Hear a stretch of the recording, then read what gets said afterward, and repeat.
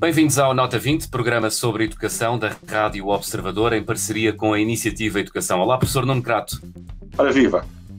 Estamos a poucos dias do arranque de mais uma época de exames nacionais. Este ano apenas se realizam os que contam para aceder ao ensino superior por causa da pandemia, e é precisamente sobre o acesso à universidade e ao Politécnico que vamos falar hoje com José Ferreira Gomes, especialista em ensino superior. Para já vamos ao resultado da sondagem. Perguntámos aos nossos ouvintes: os exames nacionais introduzem equidade no acesso ao ensino superior? Cerca de 75% respondeu que sim. Professor Nuno Crato, que avaliação é que faz do resultado desta semana? Eu estou de acordo. Eu julgo que os exames nacionais e tudo o que seja uma avaliação nacional introduz alguma uniformidade de critérios, e é isso que eu julgo que a maioria dos leitores que subscreveram esta sondagem quer dizer. Pelo menos é assim que eu vejo as coisas. Os exames nacionais traduzem essa uniformidade e, em vez de haver um critério num local, outro critério noutro, existe um critério nacional. A mim parece-me justo. E parece-me que, em geral, isto é útil mesmo para a avaliação no decorrer da escolaridade obrigatória, porque esses exames nacionais, de alguma maneira, ajudam a aferir o nível que nós pretendemos, o nível que se pretende para os alunos, e a uniformizar aquilo que se passa no país. O acesso ao ensino superior é precisamente o tema do programa desta semana. O professor José Ferreira Gomes é professor catedrático da Universidade do Porto e especialista em ensino superior. Professor, bem-vindo à Nota 20 desta semana.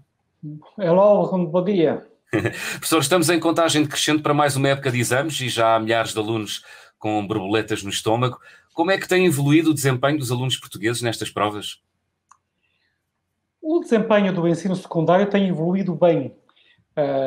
E a melhor medida, creio que é dada pelo número de jovens da coorte dos 18 anos que chega ao fim do secundário e que se apresenta aos exames e que se apresenta ao Concurso Nacional de Acesso.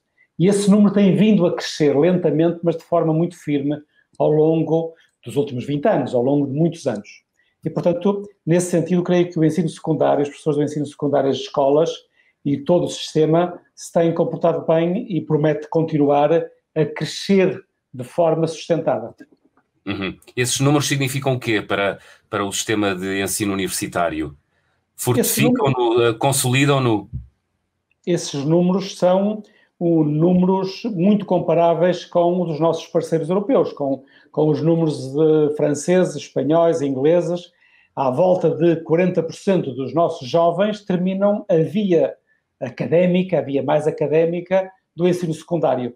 Isso é um resultado muito satisfatório e, como digo, é um resultado muito semelhante a de todos esses parceiros, com sistemas de ensino secundário e de ensino superior diferentes, mas creio que nisto muito, muito comparáveis. Portanto, estamos em linha com os chamados parceiros europeus. Creio que estamos muito em linha com os parceiros europeus e que o ensino secundário, neste sentido, se tem portado muito bem. É claro que um dos problemas dos exames e da comparação, como perguntava, uma das dificuldades é que os exames finais do secundário que são utilizados para o superior não são comparáveis, os resultados não são comparáveis de ano para ano. Os resultados são comparáveis dentro de cada prova, mas o sistema não permite, até porque os enunciados são públicos, só outro tipo de exames permitiria fazer comparações interanuais. E, portanto, essas comparações não podem ser feitas e, por isso, eu estou a olhar não para os resultados, para o número de aprovados, número de reprovados em cada ano, em cada disciplina, mas simplesmente para um indicador mais simples, que é o número de jovens, em termos de porcentagem do cohort, que chega ali e que tem um resultado considerado satisfatório. Até porque os exames mudam de ano para ano, não é? Os exames mudam de ano para ano. Em muitos países já há sistemas que permitem fazer a comparação de ano para ano, mas isso obriga à utilização de outras técnicas que aqui em Portugal não são possíveis e que obrigariam a que os testes, ou pelo menos parte dos testes de exames, não fossem públicos para permitir usar as mesmas perguntas ano para ano. Professor José Ferreira Gomes, o modelo de exames é o que introduz maior equidade entre os estudantes? O modelo de exames é um modelo que permite, por um lado, regular, como o professor Nuno Crato já mencionava, por um lado permite regular o trabalho que se faz nas escolas ao longo do ensino secundário na via científico-humanística. E isso é muito importante. É o único meio que dispomos para comparar a vida das diferentes escolas. E, por outro lado, do ponto de vista do acesso ao ensino superior, é um sistema, como o vosso inquérito mostrou, um sistema muito bem apoiado pela sociedade, muito bem aceito pela sociedade, isto porque nos dá um sistema previsível e visto como justo pelos alunos. Isto é, um aluno que segue ao longo do secundário sabe mais ou menos onde se vai situar e sabe que se trabalhar mais vai ter melhores resultados no exame e, portanto, ter uma melhor oportunidade de escolher o curso que pretende no ensino superior. Deixa-me fazer aqui um pequeno comentário. Eu acho que isto é válido em geral em todo o sistema de ensino. Quer dizer, a ideia de que os estudantes sabem aquilo que se espera deles, que as metas são claras, que os objetivos são claros, que o nível de exigência é claro, é algo fundamental. Sem saber isso, enfim, as coisas vão evoluindo um pouco ao acaso, por mais gosto, menos gosto, mas nós somos todos assim. Nós, quando temos objetivos, tentamos atingir esses objetivos. Quando o objetivo é ir andando, podemos ter gosto, podemos progredir, mas não se progride da mesma maneira. Eu sempre tenho inveja, quando vejo as estatísticas internacionais, de ver que na Irlanda 98% dos jovens de 18 anos fazem um exame de matemática. Portanto, há uma prova externa, um prestar de provas das escolas, não só para aqueles que têm um desempenho académico melhor, mas para quase praticamente todos. Ou em França mesmo, com todos os problemas da sociedade francesa, mas a grandíssima maioria, não são 98%, mas são mais de 90% dos alunos que terminam o secundário fazem exames. Em Portugal, não. Em Portugal só há exames nacionais para aqueles que estão na via científica humanística. Nos que estão na via profissional, nos que estão nos outros cursos de educação e formação, ninguém sabe o que é que se aprende ali, porque ninguém tem exames comparativos que permita dizer alguma coisa. Professor José Ferreira Gomes, queria perguntar-lhe precisamente isso. Como é que não? Há experiências divergentes da nossa, como é que é lá por fora? Como é que se avaliam os alunos no momento em que eles pretendem aceder ao ensino superior? O sistema em detalhe é muito variado de país para país. Entre nós, como em todos os países, é um problema politicamente quente. Mexer no sistema é difícil, mas a tentação de fazer acertos acontece com uma regularidade tremenda, não só entre nós. E eu diria que há, na Europa, dois modelos extremos. Há um modelo em que o acesso à universidade é livre, portas abertas. Essa é a tendência, e é o modelo vigente na Itália, na Áustria, na França, na Alemanha, países significativos em termos das nossas comparações, e onde o acesso é livre. Há as universidades, há a maioria dos cursos, não a todos, e, por exemplo, em França, este é o sistema aberto para as universidades, mas todos os cursos de prestígio social estão fora das universidades. E, portanto, todos os alunos que pretendem um curso de maior prestígio social, seja medicina, genericamente saúde, seja engenharia, por exemplo, têm de passar um percurso muito mais apertado, uma porta muito mais estreita do que entre nós. Para aceder aos grandes colégios, não é como se diz? Para aceder em França o que os franceses chamam grandes écoles, que são para gestão, para saúde, medicina, farmácia e para todas as engenharias. Um problema deste sistema, de porta aberta, é que a qualidade do ensino nos primeiros anos da universidade é, em todas elas, muito, muito má. Reconhecida pelos franceses, reconhecida pelos italianos, reconhecida pelos austríacos, reconhecida pelos alemães. Portanto, não é uma crítica externa que estamos a fazer, é a apreciação interna que estão a fazer. E por isso, por exemplo, em França, o Sr. Macron, Presidente da República, neste último ano, tentou alterar o sistema, fazer um ajuste.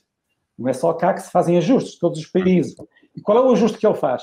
É o que ele chama construir um processo de aconselhamento forte aos alunos. Para quê? Para levar a que só os alunos verdadeiramente qualificados, preparados para entrarem nos cursos competitivos, de facto, entrem. Como a porta está aberta, entram os alunos da via mais académica do secundário, e esses seguem um percurso mais ou menos limpo, mas também seguem alguns alunos que tentam a sua sorte vindos das vias profissionais ou tecnológicas na linguagem francesa. E para esses é uma razia. O número daqueles que têm sucesso é muito pequeno.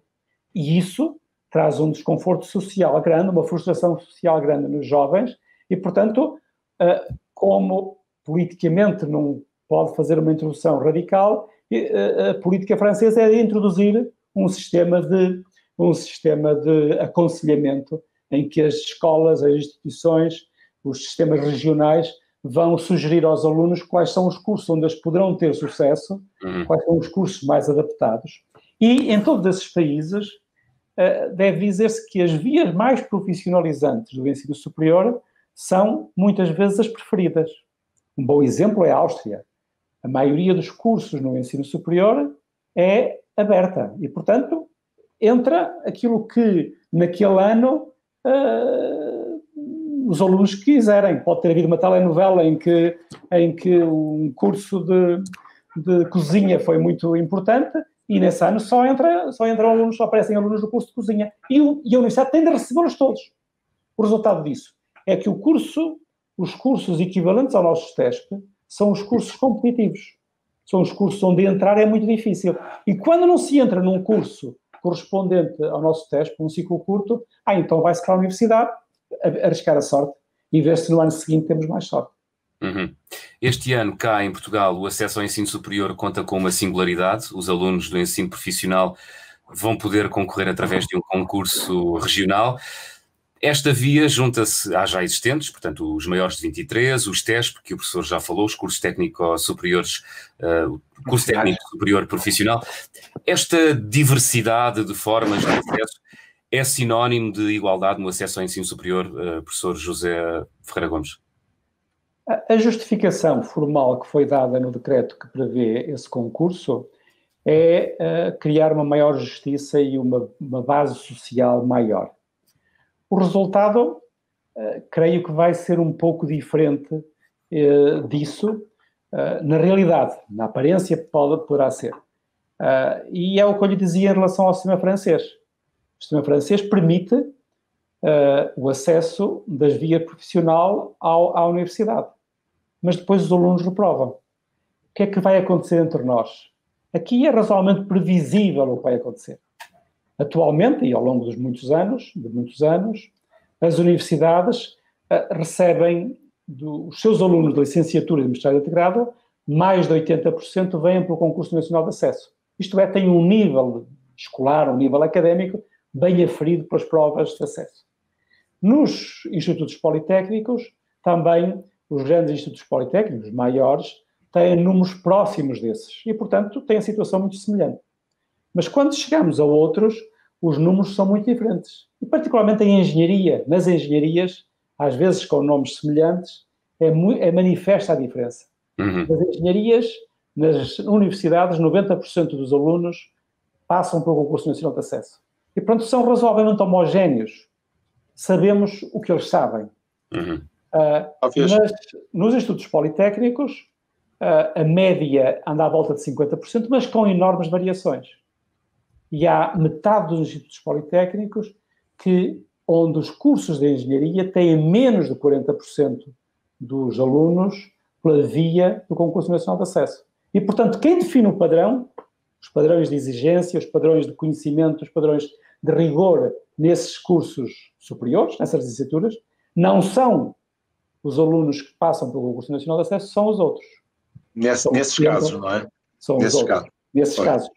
E o que vamos fazer agora é tentar engrossar este outro canal, com concursos locais, em que verdadeiramente não é público, não há escrutínio público da qualidade dos exames e da qualidade dos alunos que chegam à universidade. Portanto, é um caminho que difícil de justificar. Não conheço nenhum país que vá tão longe e, apesar do número de clausos para este concurso ser fixado pela instituição, no fim, para as instituições que não conseguirem preencher os cursos pelo Concurso Nacional de Acesso, as vagas vão sobrar e vão cair aqui. E, portanto, é um regime em que, se não aumentar o insucesso, diminui a qualidade do curso da licenciatura de ensino superior. Talvez seja interessante para os nossos ouvintes explicar um bocadinho o que são os TESP, porque os TESP são cursos que foram criados em 2014, portanto são cursos relativamente recentes e que foram criados especificamente para criar uma via técnica superior profissional que está a meio caminho entre o secundário e a licenciatura. Portanto, são cursos pós-secundários. O professor Ferreira Gomes saberá explicar isto melhor do que eu. São cursos pós-secundários que se destinam à criação, à formação de quadros técnicos intermédios, ou quadros técnicos superiores, mas não exatamente engenheiros. Exato. Que é uma coisa que o nosso país precisa imenso, não é? E que têm tido algum sucesso. Eles também têm ajudado a engrossar o número de alunos que acedem ao superior, porque Portugal, neste momento, já está com uma boa notícia nesse aspecto, que o número de alunos que acedem ao superior, portanto, que terminam o secundário, tem sido um número crescente e muito interessante. Como é que nos comparamos com a Europa em geral em relação a isso? O número de alunos que acede ao ensino superior em todas as suas vertentes, e estas são as comparações que temos de fazer, e são as comparações que faz a OCDE, é bastante comparável com o dos outros países. Agora, não é? Portanto, agora. Claro que nem sempre foi assim. Isto subiu muito quando? Nós temos esses dados todos nas estatísticas do site da Iniciativa Educação. Estes dados estão no site, no portal da Iniciativa Educação. Até está lá a origem dos alunos por região, por concelho, que são dados muito interessantes para vermos o que é as diferenças enormes que há entre a captação de alunos vindos do secundário nos diversos concelhos, nas diversas regiões do país. Mas, como dizia o professor Nuno Crato, a população jovem, à volta dos 18 anos, que chega ao ensino superior entre nós, é muito comparável. Como eu dizia há bocadinho, aqueles que seguem a via académica, a via científico-humanística do secundário, esses, perto de 90%, estão no ensino superior, em licenciatura, um ano ou 2 anos depois de terminarem o secundário. O que é comparável com outros países. Professor José Ferreira Gomes, diga. Não, os que terminam pela via profissional, em número crescente, estão a optar pelos TESP, pelos cursos de técnico superior profissional. Exatamente o mesmo acontece em Espanha, em França, na Áustria, países em que os sistemas podem de alguma maneira ser comparados. Em França, como eu dizia, há 3 diplomas de ensino secundário, todos com exames nacionais, e todos eles permitem aos alunos entrar, mas a via mais académica, mais exigente do ponto de vista formal, tradicional, é aquela que alimenta mais as licenciaturas universitárias. A via mais profissional é aquela que alimenta os cursos equivalentes aos nossos TESP, que são cursos que têm uma empregabilidade maior e por isso têm uma procura maior. Os ciclos curtos em Espanha, em França, na Áustria, estou a usar estes exemplos porque são exemplos bem conhecidos e comparáveis. E quando vamos, por exemplo, para a Alemanha tem menos alunos a entrar em licenciatura do que nós, mas tem muitos alunos em formação profissional e numa formação profissional com uma longa história desde o século XIX e muito, muito prestígio social e no mercado de emprego. São países que vão nessa matéria vão muito à frente de Portugal. Nós estamos quase a chegar ao fim do programa de hoje. Ainda tenho mais uma pergunta para si, professor José Ferreira Gomes. Terminar um curso superior, ou seja, aquilo que na rua se diz, obter um canudo, ainda conta ou não? Terminar um curso superior, sem dúvida que conta. Um curso superior cria uma expectativa de mais facilmente ter um emprego melhor remunerado e até, em termos de saúde, ter melhores condições de saúde e ter uma vida mais longa. Portanto, o prémio individual, para além da necessidade social, o prémio individual do ensino superior tem crescido. Ao mesmo tempo, é preciso dizer que as políticas que foram seguidas nos últimos anos, particularmente o processo um bocadinho atabalhoado, porque foi implementado em 2006 o processo de Bolonha, ao criar as licenciaturas, criou alguma desvalorização. E, portanto, hoje, uma licenciatura, o prémio de uma licenciatura é mais baixo do que era, e isso cria muita frustração nos jovens. E essa também é a minha preocupação no acesso, é termos um sistema que vá expandindo, que vá criando mais oportunidades para os nossos jovens, que vá alimentando as nossas necessidades sociais da nossa economia, mas sem criar frustração, sem criar desencanto nos jovens diplomados. Professor José Ferreira Gomes, muito obrigado por se ter juntado à Nota 20 desta semana. Foi um prazer.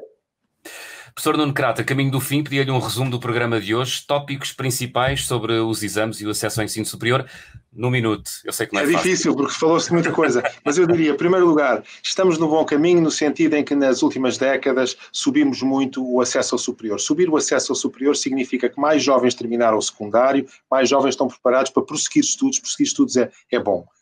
Prosseguir estudos, mas há várias hipóteses.